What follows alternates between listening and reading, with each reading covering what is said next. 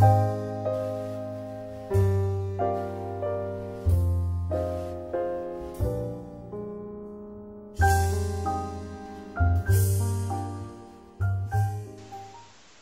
feel it would be good to put over my point of view on booting and why I use boots and why I think boots are a really good thing for barefoot horses, and how they've come so far in the last few years.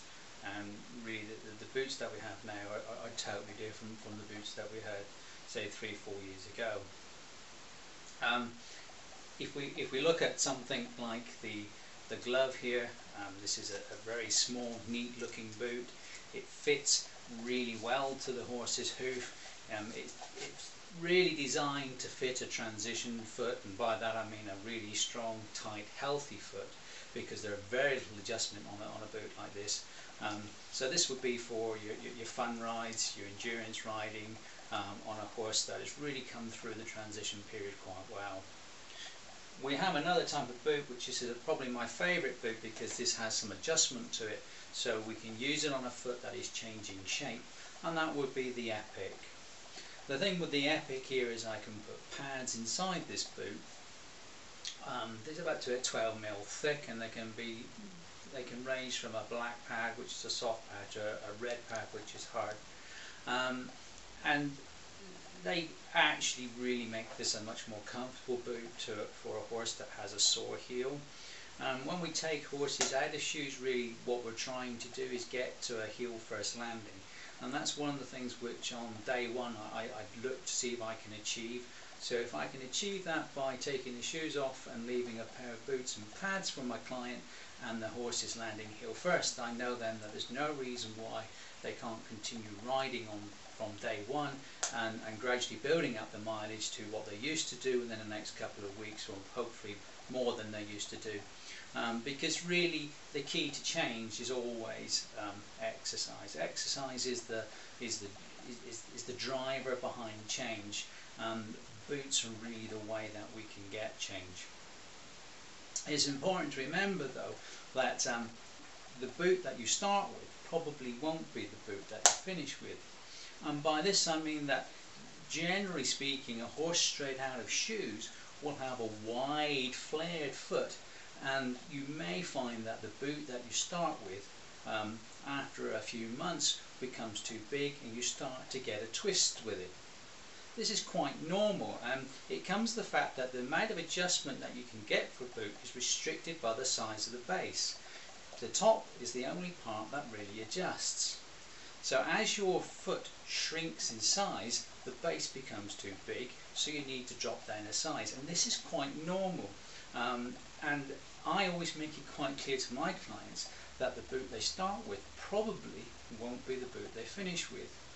And it's important to remember that it's the boot that causes this change.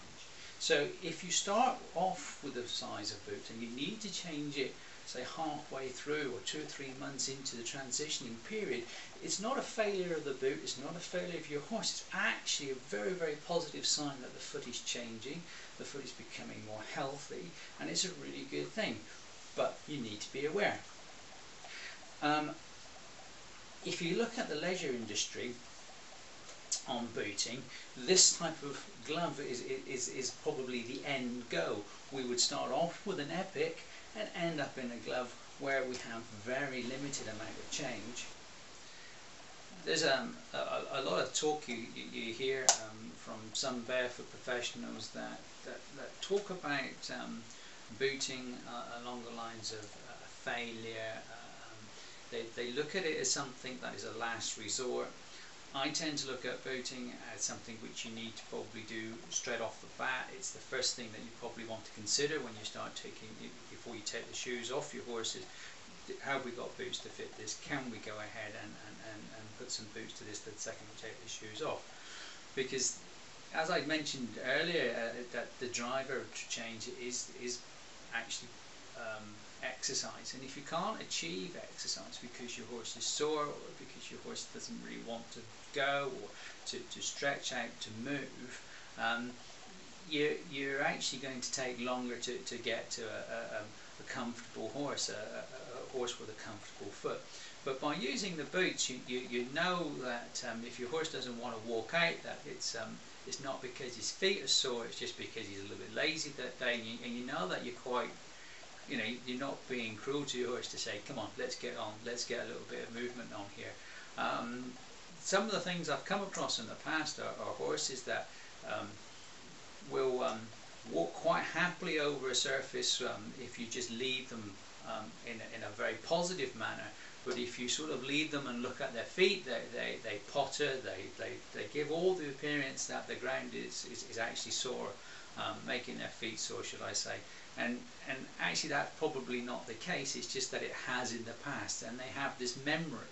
And if we can avoid that by using boots from word go, and getting a good amount of mileage in, and really using them in a very positive way, every time we go out, and putting some 3 or 4 hour rides in on 2 or 3 times a week, the feet are actually going to get a lot of stimulus from that and will change quite quickly. So to the people out there who look at boots and say that booting is a failure, I think that you know, you're catching on the wrong end of the stick, and exercise is what we're all after, and boots actually provide a way that everyone out there with a horse can actually get exercise to a foot that's straight out of shoes without going to specialist surfaces. I think that there are quite a few shod people with shod horses that will look at you and say, well, your horse isn't truly barefoot if you put boots on it, and what's the difference? Well, the difference is going to be the amount of flexion that a boot like this has. It twists, it moves, and the amount of stimulus that you can get up through the base of the foot with a boot like this. You can see how much it flexes, is going to be tenfold what you would get with a shod foot. So there is no comparison to a boot to a shoe. As far as I'm concerned, a boot will win out every day. They're much easier to put on than they used to be, as we will be following up in some videos that we're going to do to show you how to put boots on, and really to the people who say they take 10 minutes to put on, well, you'll be quite surprised. A boot like this will take less than a minute to put on.